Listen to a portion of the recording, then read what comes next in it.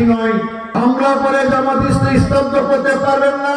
প্রত্যেকটা ভোট কেন্দ্রে আপনারা পাহারা দেবেন, ভোট চুরি করার জন্য নয়, ভোট ডাকাতি করার জন্য নয়। তবে যারা ভোট দিতে বাধা দেবে, যারা ব্যালট বাক্স ছিনতাই করতে আসবে, তারাও দুহাত নিয়ে আসবে। আপনারা দুহাত আছেন, তারা যেন দুহাত ফেরত নিয়ে যেতে না পারে, তারা ভোটাধিকার নষ্ট করতে দেব না ইনশাআল্লাহ। আমরা জীবন বাজি রেখে দুদিন চলে আসছি, আমাদের পাওয়ার চাওয়ার কিচ্ছু নেই। 10 জন নেতা দুনিয়া থেকে বিদায় নিয়েছেন, আমরা বাংলাদেশের সোনার বাংলা দেখতে চাই। এই জামাত ক্ষমতায় নারীর কোনো স্বাধীনতা থাকবে না, তাদেরকে বোরখা করতে হবে, চাকরি করতে দেওয়া হবে না, সম্পূর্ণ মিথ্যা কথা।